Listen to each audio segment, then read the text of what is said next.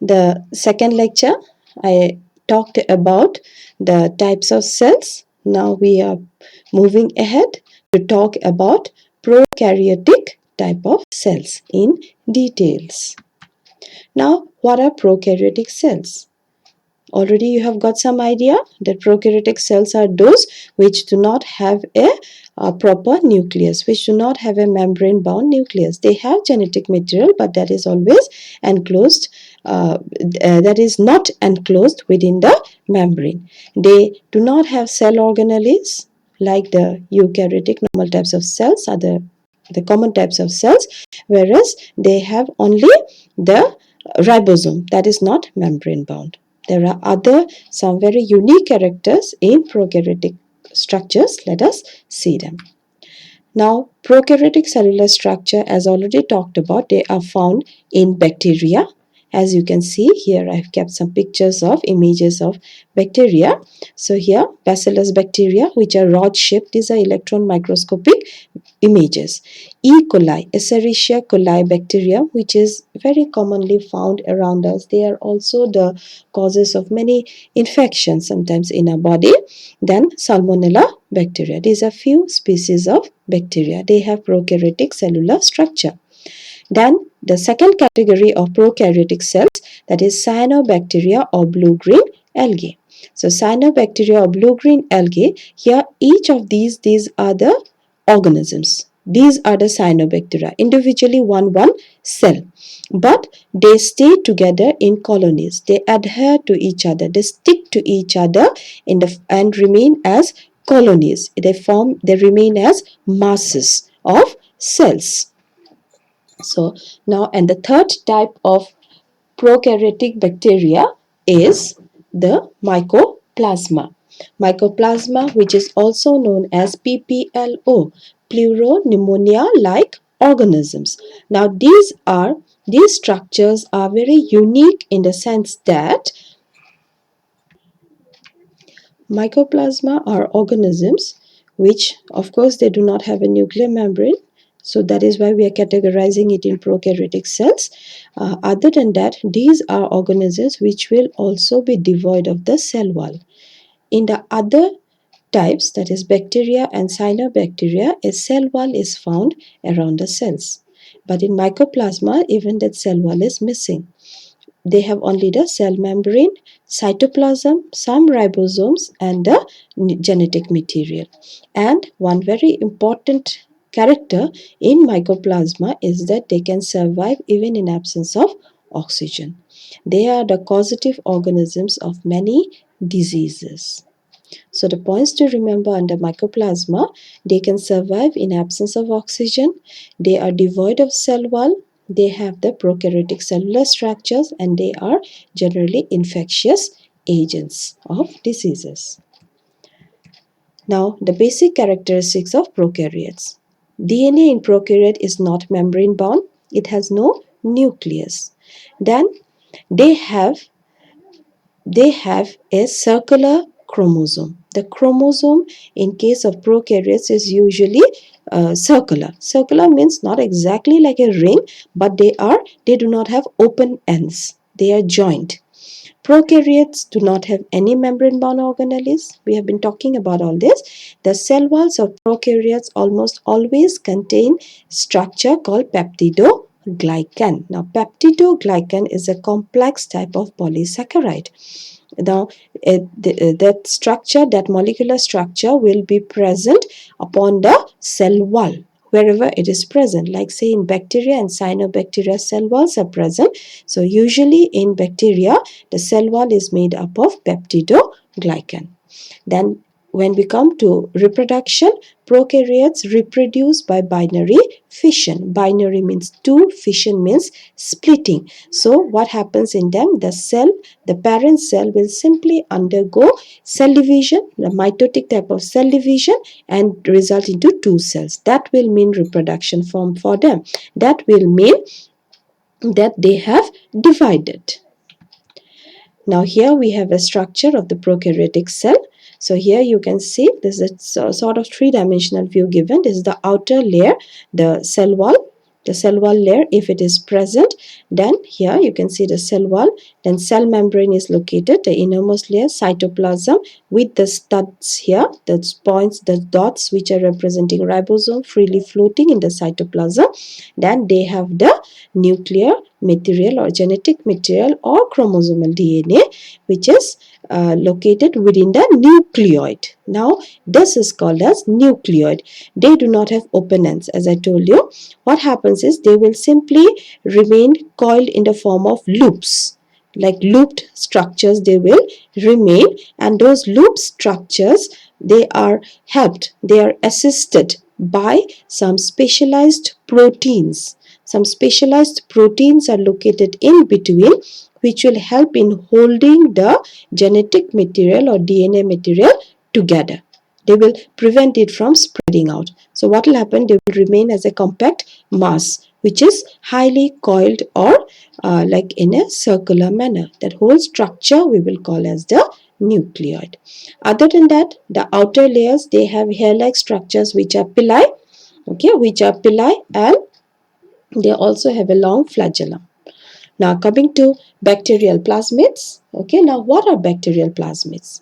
Besides the main nucleoid, or nuclear material, they also have a circular DNA, additional DNA. Okay, additional DNA, that is additional DNA which is extra chromosomal located outside the main genetic material, that is called as plasmid DNA. This DNA contain some special genes. That means the region of DNA here, the small fragments, the DNA will be able to release a chemical which will help the whole bacteria to protect itself against antibiotics. That means the bacteria will get resistance against antibiotic with the help of the chemicals released by these genes. Okay, now antibiotic is what? Antibiotic is something released by another living organism, microorganism to be more specific, which is likely to kill the bacteria. So what will happen? It will, with the help of plasmid, it will release some chemicals which will act against the antibiotic which was released to kill the bacteria. Okay, so thereby what will happen? The bacteria will remain protected. Then furthermore, the plasmids can also be transferred from one bacterial cell to another, and this technology is very much useful in biotechnological procedures. Then besides that, these plasmids are capable of self-replicating. They can divide themselves without the help of the main chromosomal material. They can undergo divisions during binary fission, or whenever they need to divide, they can self-replicate. Now the outer covering of prokaryotes, they are made up of complex three layers make up the outer covering of prokaryotes: glycocalyx, cell wall, and plasma membrane. Glycocalyx is the outermost layer, which is usually made up of loose sheath or thick capsule. The loose sheath, which is known as slime layer, and the thick, if it is present in the form of thick dry layer, then that is called as capsule. Now the loose sheath, it is usually slimy, made up of mucus layer, and it is seen in most of the infectious bacteria. They are mostly seen in infectious bacteria. Then the cell wall, next outermost is the glycocalyx, followed by the cell wall, which is the structure, the chemical structure is peptidoglycan, and it helps in maintaining the shape of the cell. The plasma membrane, which is semi-permeable, allowing only certain substances to pass through, that is the plasma membrane. Now the cell wall modifications. These three layers, they will make up the cell wall, the total cell envelope rather. Okay, cell envelope we call it because they are in turn made up of three parts. Now some regions of the cell envelope, they get modified. They have some additional attachments with it, which helps to carry out different functions in the prokaryote cells. The modifications are mesosomes, chromatophores, flagella, pili, and fimbriae. These are few of the modifications that is found in the cell envelopes. Mesosomes are extensions of the plasma membrane. That is, the plasma membrane gets extended inwards into the cytoplasm. Those are called as mesosomes. They are in the form of vesicles, that means tiny globule-like structures, in the form of tubes, in the form of infoldings. Their function is to form the cell wall. The cell wall will be formed with the help of the mesosomes. Then they also help in replicating the DNA. That means in forming a copy of the DNA. They also help in respiration processes of the cell. They help to secrete some chemicals, some enzymes in the cell, as also to increase the surface area inside the cell, because those foldings will definitely increase the surface area. They are extended inwards, mind it, okay, into the cytoplasm. As plasma membrane is the innermost layer, inside the plasma membrane is the cytoplasm. So that will help, that extensions will proceed towards the cytoplasm. Chromatophores are not found in all. They are found only in cyanobacteria. Cyanobacteria, the second category of the prokaryotes, they are found, and they are laden with pigments. Pigments, that means which impart color to the organism, also helps in, and these pigments, what is the function? They help in absorbing light energy from the sun to carry out photosynthesis. That is the function of chromatophores, which are located upon the cell envelopes. Then next is flagella. These are long hair-like structures, filamentous structures, hair-like structures, which helps in movement of the prokaryotes. The bacteria, usually it is present only in bacteria. So flagella, they will help in movement of the cell. Here we have a structure of the flagella.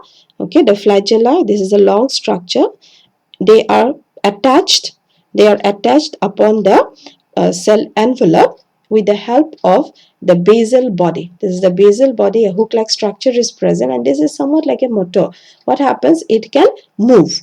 As it moves, the flagella can also will consequently, the flagella movement will take place. That will finally help in entire movement or motility of the prokaryotic cell.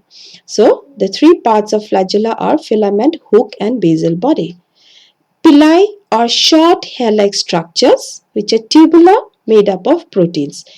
There can be many pili, that means throughout the surface of the cell, okay, throughout the surface of the prokaryotic bacteria, many tiny hair-like structures may be there, which are known as pili. They usually help in conjugation. Conjugation is a type of sexual reproduction which might take place in bacteria only under certain conditions. So that is pili. Those are pili that might help in conjugation. Then the last type of modification is fimbriae. Now fimbriae are what? Fimbriae are bristle-like structures, hard, tiny hair-like structures which helps in attachment of the cell upon some surfaces. If they're existing on a water body, it will help in attachment with a stone or any surface, okay, hard surface. It will help in attachment. Now here we have the structure of the cell wall. Basically, we'll focus on the cell envelope here. The three layers, as I was talking, this is the glycocalyx layer, the yellow, the orange colored is the glycocalyx layer, which can be in the form of capsule or it can be in the form of a slimy layer. Then next is present the cell wall, which is peptidoglycan, and third is the plasma membrane. Here is the pink is the plasma membrane. This plasma membrane can get extended inwards. This is extension, that is the mesosomes. Then they have flagella. These are long hair-like structures, flagella, and then besides that they have the pili and fimbriae. Pili and fimbriae, they are more or like they are similar. Okay, more or less they are similar. They are similar in structure. So these are about the cell wall modifications as also the cell envelope. Now, Gram stain. What is Gram stain? Gram stain is a procedure of staining cells which was developed by Christian Gram in 1884. They use, or in this method, what is used is stain that is crystal violet stain, whose color is violet itself. Now, when we apply this stain to particular, like we have a sample of bacteria, we add that stain, then some of them, they will take up the purple color, some of them will not take up the purple color. Accordingly, we can categorize the bacteria into gram positive and gram negative. The ones which have taken up the purple color will be called as gram positive. The ones which do not, they will be called as gram negative. Now, in this case, what happens? The gram-positive ones are more susceptible to antibiotics. That means they are likely to die in presence of antibiotics. They lack antibiotic resistance. Whereas the gram-negative ones, they are more resistant to antibiotics. They are more resistant to antibiotics. As such, what will happen? They will not die. Okay, even if other microbes, they are releasing some chemical to kill the bacteria, they will not die. Why? Because they are releasing antibiotics. Resultant, they will remain resistant. As they are resistant, they do not die. As they do not die, they are likely to attack the other cells. So, in turn, they become more pathogenic, more infectious. But the gram-positive ones, as they are more susceptible to antibiotics, so they will easily die in presence of other microbes. So, they turn out to be non-pathogenic. In this case, the outer membrane is usually absent. Outer membrane means here we are talking about a glycocalyx. It's usually absent, whereas in gram-negative forms, the outer membrane is usually present. Okay, so there's few examples: Bacillus subtilis, and for positive bacteria, and for gram-negative bacteria, Escherichia coli. So what is this gram strain of bacteria? With the bacterial strains can be categorized into two types, that is gram positive and gram negative, based on the absorption of crystal violet stain. Based on the absorption of crystal violet stain, we can categorize the bacteria into two types, that is gram positive and gram negative. Gram negative bacteria are more pathogenic, gram positive bacteria are less pathogenic. Okay, now we proceed to see the structures that are present inside the prokaryotic cells. Ribosomes and inclusion bodies. These two structures only are found inside the prokaryotic cells. They lack the other cell organelles. Ribosomes are present on the plasma membrane as also in the cytoplasm. Okay, on the mesosomes and in the cytoplasm. The size is just 15 to 20 nanometers, and based on the centrifugation sedimentation rate, okay, they have been found to be 70S. S stands for Svedberg's number. Each ribosome is made up of two subunits, 50S and 30S. Means that each ribosome, which as a whole the sedimentation rate is only 70S, but they are in turn made up of two parts. When we allow them to sediment at different separately, then it has been found the sedimentation rate for the larger subunit is 50S, whereas the smaller one is 30S. So here, as the Svedberg's number or sedimentation coefficient number can be taken as the size of the ribosome. Okay, so we can say that it is representing the size of the ribosome. Function: to synthesize proteins, that is to carry out translation. And when a number of ribosomes are attached with one another upon the RNA, we call it as polyribosomes. So here we have the image of ribosomes. The smaller unit, which is 30S, larger unit is 50S. That means when we allow sedimentation to occur separately, then it has been found to settle at 30S, whereas larger unit settles at 50S. Together, they settle at 70S. So this is the complete ribosome, which forms only during the process of protein synthesis, only when they need to synthesize protein. Otherwise, they will remain separately. Now, how the synthesis of protein takes place, okay, we have a video on it. I have a video lecture on it in my channel, so you can look into it for further details. Now, inclusion bodies, the second type of the other type of cell organelle or structure located inside the prokaryotic cells are inclusion bodies. These are what? These are also no membrane. They do not have any membrane covering them. They simply reserve food material inside them. They can be the phosphate granules, cyanophycean granules. They are not membrane bound. So here is the image of some inclusion bodies that is found. These are nothing but just food reserves. Whatever food the bacteria or the cyanobacteria has prepared, bacteria has taken up from the surroundings, whatever is present, what will happen, that gets stored. After whatever is required, the rest of it will get stored in the body. That storage, as they do not have specific organelles to store food or to store energy, so they will remain in the form of these granules. Whenever required, they will be utilized by the cell, the prokaryotic cell. So that is all about the prokaryotic cellular structure. The next lecture we will proceed to eukaryotic cellular structure. So keep following the lectures. Thank you.